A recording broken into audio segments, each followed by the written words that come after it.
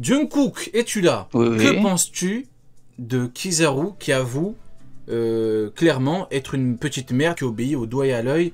C'est typiquement le mec qui ne se pose pas de questions alors qu'il est tout en haut, hein, de la hiérarchie. Hein. Au-dessus, il n'y a que Akainu. Après, c'est le GM et tout, mais dans la marine en tant que tel, il n'y a que Akainu au-dessus. Qu'en penses-tu, mon cher Jungkook? Bah moi je trouve pas ça déconnant, hein. Le mec, on lui dit va Sabaody défendre les Tenryubito, il y va direct. Donc je pense qu'on le savait tous ici que c'était un bon soldat obéissant comme il le dit, donc rien d'étonnant. Mais après Ouais, pourquoi mais... pas à ouais, Eke de changer un peu sa justice, peut-être avec pour Sentomaru, le fait qu'il ait aidé Vegapunk, justement on voit le petit flashback là, je trouve qu'il est très intéressant, donc pourquoi pas changer de justice Une en cours de trahison, mission. je pense pas. Une trahison, là, il nous a montré avec sa conversation qu'il était en mode j'obéis parce que j'ai pas le choix et parce que je dois le faire. Donc ça fait que je le vois mal revenir en arrière en mode bon, Sentomaru, t'es mon neveu, donc je vais t'épargner. Non, là, il a dit tu as trahi, tu vois. Mais en vrai de vrai, regardez. Quand on prend Fujitora, bon, Fujitora, c'est la justice honorable, hein, donc c'est pas vraiment comparable et tout. Hein. Mais Fujitora, il a fait un truc de fou. Lui, carrément, il a laissé des esclaves s'enfuir. Il y avait l'autre qui combattait Morley, lui, il combattait Karasu à la base. Après, bon, ça commence à être un petit peu compliqué, ni l'un ni l'autre parvenait à fumer l'autre. Sauf si on me dit que du coup, Fujitora, comme par hasard, lui, il aurait pu, donc il serait bien plus fort que l'autre amiral, ce serait un petit peu bizarre. Donc, j'imagine que pendant le combat, il a dû se dire « Oh, et si je laissais partir les esclaves ?» Ce qu'il a fait. Carrément, il a affronté notre amiral. On est typiquement dans une espèce de trahison de ouf. Hein. Pourtant, il l'a fait et Fujitora est toujours amiral. Autre dinguerie, Dressrosa. Il s'est agenouillé devant le roi, même Akainu l'a pété un câble. Pourtant, elle est toujours là. Donc là, Kizaru, il pourrait faire preuve d'un peu... Je sais pas, un peu de... Je sais pas, lui, il est là en mode... je suis qu'un bon soldat, en gros, c'est tout. En mode, il peut strictement rien faire. Tu peux, à ton échelle, tu peux. Je ne te demande pas de tuer Saturne, n'exagérons pas. Mais tu peux. Mais là, non. Là, il est extrême dans l'obéissance. Je ne suis qu'un soldat de merde, j'obéis. Et la comparaison avec Zoro et tout, n'exagérons pas. Sa famille et tout, lui a dit, rien à foutre. On va vous exécuter, point. Bon, Sanji, si Luffy lui dit, vas-y, tue Zef, bon, qui peut croire que Sanji va dire, oui, je ne suis qu'un bon soldat obéissant, je vais tuer Zef. Non, n'exagérons pas, s'il vous plaît. Bah, on l'a vu, hein, les amiraux, ils prennent tous des décisions par rapport à leur puissance. T'as le chien enragé qui décide, par sa propre définition de la justice, de tuer un marine, c'est pas un problème. Et il le fait et il lui arrive absolument rien. Pourquoi? Parce que c'est un monstre de puissance, donc personne va rien lui dire. Aokiji, ça c'est plus Tsum Tsum, mais il a décidé, on a vu ce qu'il a fait à Ohara en son âme et conscience, le seul bon move qu'il ait vraiment bien fait pour l'instant. Il a décidé de le faire en son âme et conscience, il a pris sa justice. Tu parles de Fuji, pareil, ce qu'il a fait à Dressrosa, et finalement... Il s'est opposé même à un amiral pour permettre aux esclaves de s'enfuir. Il est toujours là, sa tête, elle est toujours sur son cou parce que c'est une puissance monstrueuse. Alors que d'un autre côté, un Tenryubito qui est censé être un dieu dans le monde, il a été crucifié, tué parce que il a aidé les hommes poissons et qu'il a frappé un autre Tenryubito. C'est Garling Figarland. Il faut le notifier. Exactement. Et il y a lui maintenant. J'espère vraiment pour lui que dans cet arc-là, il nous fasse un move intéressant, qu'il nous fasse un petit move, un petit truc genre en mode il tue pas la personne et il fait croire qu'il l'a tué ou n'importe quoi, un move intéressant. Mais si vraiment lui c'est le seul amiral, il ferme ses fesses sur tout et il impose rien du tout. Et ça nous amène même à parler rapidement, en guise de petit rappel, c'est comme pour Garp, hein, en termes de volonté, en termes d'ambition, ça n'a jamais été trop ça. Bon... Bah, pas de Akidera confirmé, ce n'est pas un hasard. Kizaru, bon, comme le dit Uken, il ne devrait pas l'avoir maintenant si vraiment il a du Akidera. Bon, j'espère que pour le coup ce sera notifié. Si il a le Akidera, bon, bah du coup faudrait le donner à beaucoup plus de gens et ça perdra un petit peu de... Pas forcément de sa valeur, mais bon, je pense que vous me comprenez, parce que ça rentre pas dans la définition du truc. Là, on a typiquement un mec qui dit j'obéis, point, je ne suis qu'un petit toutou, je ferme ma gueule même si c'est pour ma famille. Et d'ailleurs, même Garp, il a pas voulu monter en grade... Donc c'est vrai qu'en termes d'ambition... Alors que par exemple Sengoku, qui lui, à l'Akidera, a tout fait pour avoir les honneurs et tout. Parce que même dans le chapitre 0, Garp dit un truc intéressant, il dit « Ne t'inquiète pas, je te laisserai les honneurs. » Parce que Sengoku, c'est un mec qui a toujours voulu monter en hiérarchie et tout. Donc voilà pour le Akidera de Kizaru. Parlons maintenant de Saturne. Mon cher Neil, que penses-tu du fait que Saturne, il y a eu un petit peu une hype autour de Saturne en tant que grand combattant. Donc beaucoup s'attendaient à Saturne qui veuille directement aller de front combattre, montrer sa puissance et tout, alors que là, il est plus dans un rôle plutôt secret. Ma présence doit demeurer secrète, donc on aurait plus un mec qui est là surtout pour les séraphins. Normalement, c'est en tout cas l'intérêt principal pour moi de sa venue. Quel est ton avis là-dessus, mon cher Neil? Je disais, du coup, je pense que lui et les autres membres du Gorosei ont déjà échoué dans leur plus grosse mission, à savoir garder l'identité, enfin, l'existence de hymnes secrètes.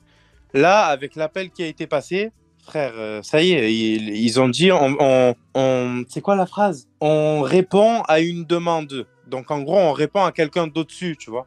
Donc là, ils savent déjà qu'il y a quelqu'un au-dessus du Gorosei qui est censé être la plus grande organisation, autorité au monde. Donc, du coup, moi, lui qui garde sa présence secrète ou pas, rien à foutre. En vrai, là, la personne qui devait protéger, ou en tout cas dont il devait protéger l'existence et la tenir secrète, il a échoué. Donc, lui et les autres, ça y est, c'est fail. Leur appel a été intercepté par les Mugiwara. Et dans le lot, il y a des gens qui sont pas très très bêtes. Hein. Il y a du Robin, il y a du Nami, il y a des gens qui réfléchissent un peu quand même, tu vois. Donc ouais, pour moi, il a fait. Ok. Et toi, du coup, Sony, que penses-tu un petit peu de la présence de Saturne qui, au final, il veut pas que ça se sache, en fait, qu'il soit là. En fait, je me suis dit, du coup, que ça pouvait avoir un impact dans le sens, il veut pas être... Forcément, à mon avis, ils vont savoir qu'il est là. Ou si jamais ils ont jamais l'information, s'il est là, c'est pour une raison. Et je me rappelle que Joy Boy, pour eux, ils étaient pas sûrs. C'est un mythe. Est-ce que pour ça, vraiment, on fait le choix de mettre en colère Kaido? C'est vrai. Ils avaient peur de mettre en colère Kaido, hein, genre... Après, il va se fâcher quand même, hein, ça va. On doit vraiment mettre en colère Fujitora? Non, c'est pas crédible, c'est pas crédible.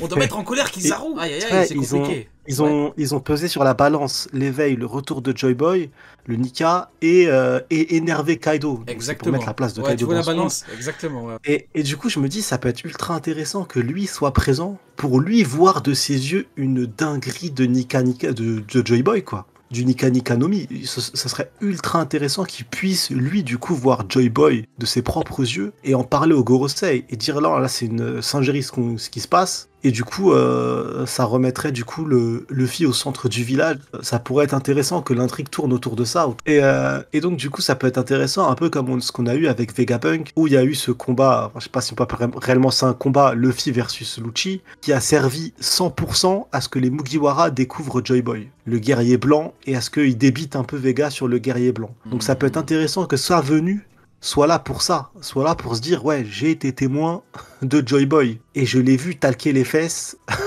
d'un amiral. Donc ça peut être intéressant sur cet aspect-là. Et que j'espère de tout mon cœur, vraiment je trouverais ça génial parce que je sais que ça serait super drôle qu'on ait un échange entre lui et Luffy. Franchement, l'échange il devrait être génial. Je pense qu'on peut taper des vraies barres de rire. Oui. Donc j'espère que sa venue, même si elle peut être liée à ça, qu'il soit témoin d'une singerie de Joy Boy et que ça permette d'avancer sur l'aspect gouvernement mondial versus Luffy, quoi. Ok, et toi du coup Ken, c'est quoi ton avis là-dessus un petit peu sur Saturne? Est-ce que tu penses qu'il peut nous faire des dingueries? Et son rôle? Parce qu'a priori, il veut rester caché comme un rat. Pour moi, oui, il peut faire des dingueries. Moi, que ce soit en termes de niveau ou autre, je suis pas encore sûr par rapport à lui, mais pour moi, il peut faire des dingueries au moins avec un pouvoir utile. De toute façon, l'auteur, il nous a un petit peu introduit le fait qu'il est soit un fruit du démon, soit un pouvoir. Donc pour moi, c'est qu'il va l'utiliser.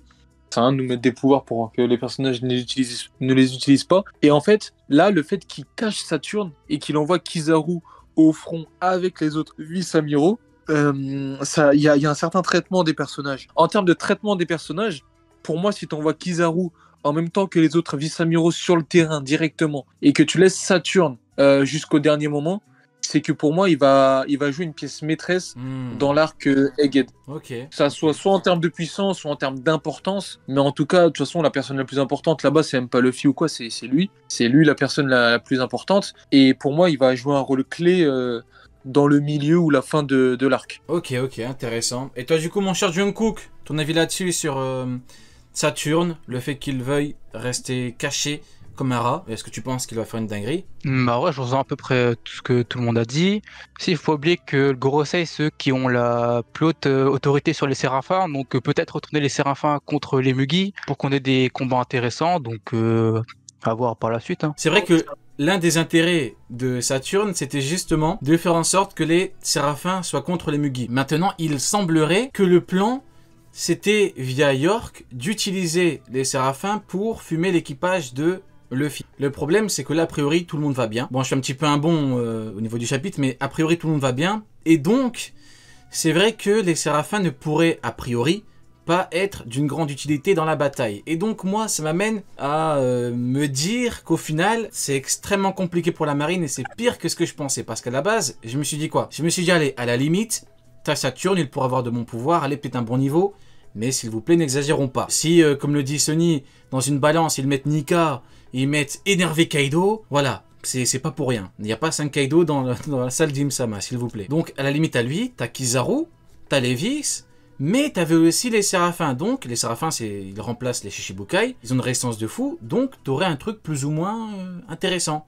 Mais là, si t'as plus les Séraphins avec eux, alors là, je trouve ça encore plus compliqué. Je sais pas ce que t'en penses, Sony, mais là...